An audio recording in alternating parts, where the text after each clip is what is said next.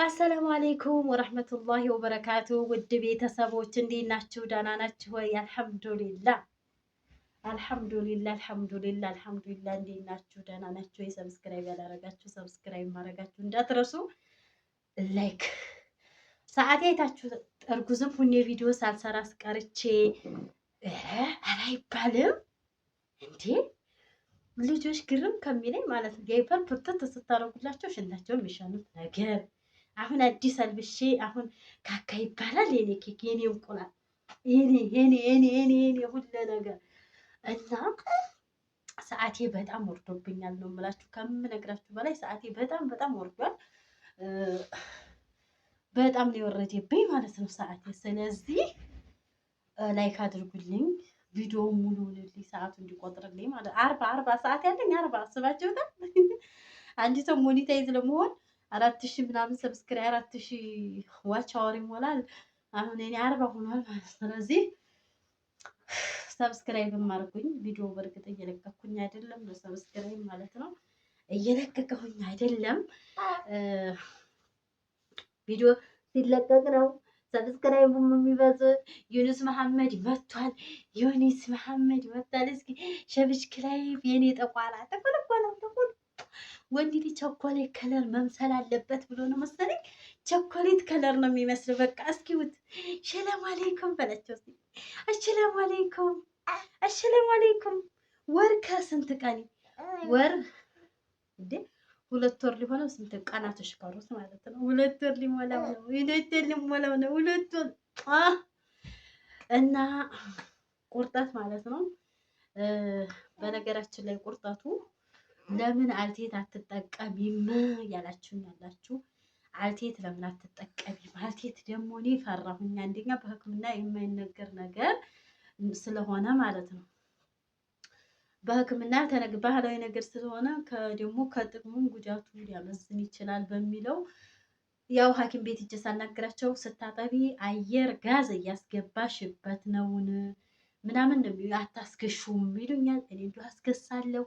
አየርም እንዳይገባበት ደግሞ እታገላለሁ። እንዲህ አድርገሽ አጥቢ ነው የሚለሽ። እንዲህ አድርጎ ማጥባት የለም እንዲህ አድርገሽ ይሉኛል። እንደዛ አድርጌ እያጠባሁ ነው። ግን ያው አለ አይደል ልጆች እንዲሁ ቁርጠት እኔ ሂራን ወልጄ ቁርጠት አልነበረብኝም እኔ ማለት የኔ ኬኪ በቃ ያያቸው እንደዚህ ጅብል ብለ እናትህን እና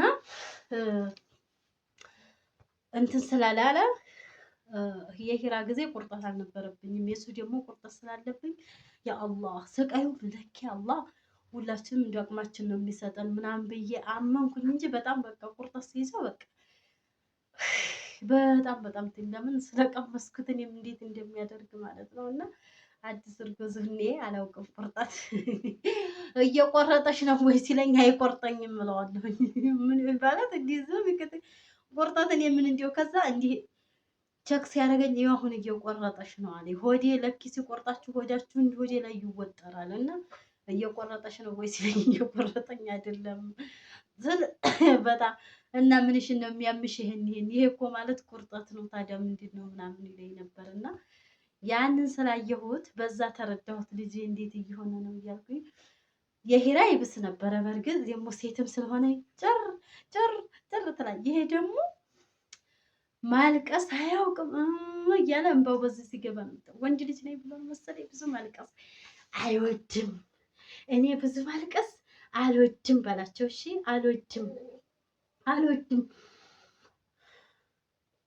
በቃ ያለ ክፍያ ጠረኑ ውብ ከሽቶ የሚበልጥ ጥሩ መዓዛ ያላቸው የህፃን ልጅ ሽታ እንዲያው አንገታቸው አጠገብገባቸው ስታረጓቸው ያ አላህ ያ ከሪም ሽቶ የሚፈልጋለ በነፃ ያለምንም ክፍያ በነፃ ሽቶ የሚፈልግ እያደረጋችሁ ወልዳችሁ አሽትቱ ነው ብላችሁ ወልዳችሁ አሽትቱ። ዩኑስ መሐመድን ዩኑስ ትለዋለህ ሂራ። ዩኑስ መሐመድ ወንድሜ አዲስ እንዴት ተወለዲ ወደዛ ጣሉ እንደዛ በሉ አንሱ ስትል የነበረች ልጅ አሁን ወንድሜ ዩኑስ መሐመድ ወንድሜ ተነሳ ትልና ፊቱን ለመሳም በነገር ፊቱን እየሳመኝ ጨርሳው ግርብርቧል። ሂራ ማለት ነው። አሁን ለሰው ልስጥብሽ ስትሏል ደስ አይላትም። ውሻ ይብላ ወይ ስላት ደስ አይላትም። ወንድሜ ነው ትላለች። ሞቷ ነው አሁን ላይ እና አሁን ተኝታ ነው ሰላማችንን ያገኘነው አይደሉኒ የኔ ፍቅር የኔ ማር እየማነች ቸኮሌት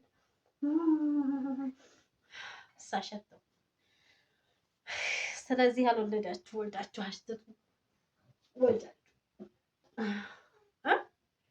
እስኪ ስምህን ንገራቸው እንጂ ሱሱርና ስምህን ንገራቸው። ስምህን ሽሜ በላቸው። እዛ ጋር እንዴት ነው?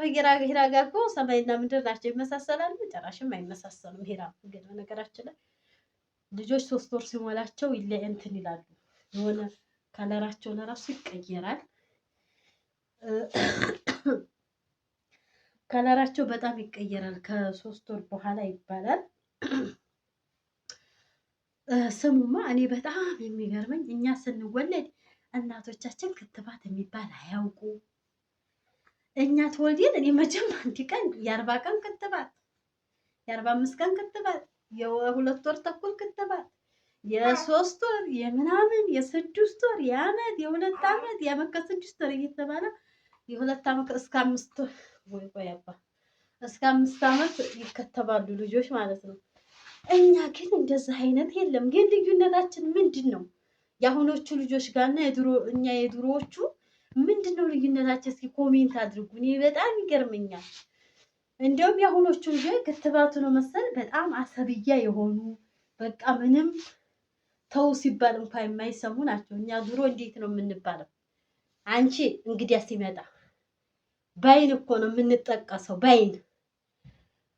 ባይን ነው አንቺ ከተባል ቶሎ ብለን ወዲያ ጓድ ያሰተረነ።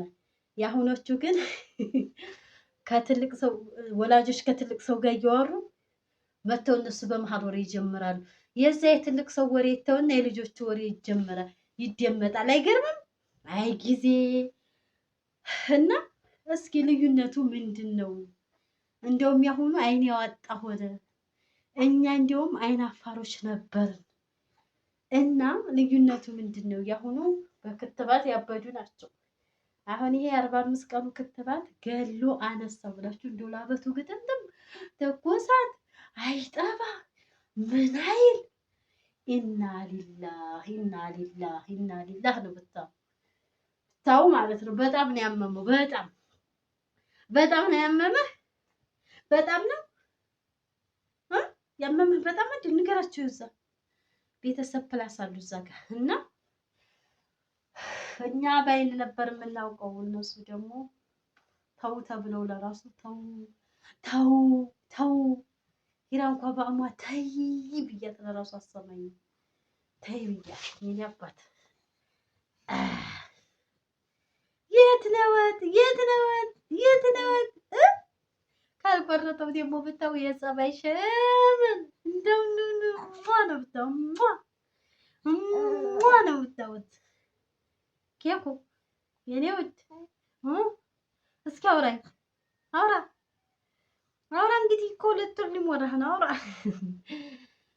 እና ቤተሰብ የዩኑስ እና የኔ ውሎ በቃ እንደዚህ ትንተሻሽ ምን ስንል አሁን ዳይፐር ለብሰህ እኔ ሂራን ሳሳድግ በ400 በ350 ብር ነበረ። አሁን ዳይፐር 750 ብር ገብቷል። አሁን በጦርነቱ ነው። በጦርነቱ ምክንያት ፍቅር ሰው የኔ ማር የኔ ኬክ እና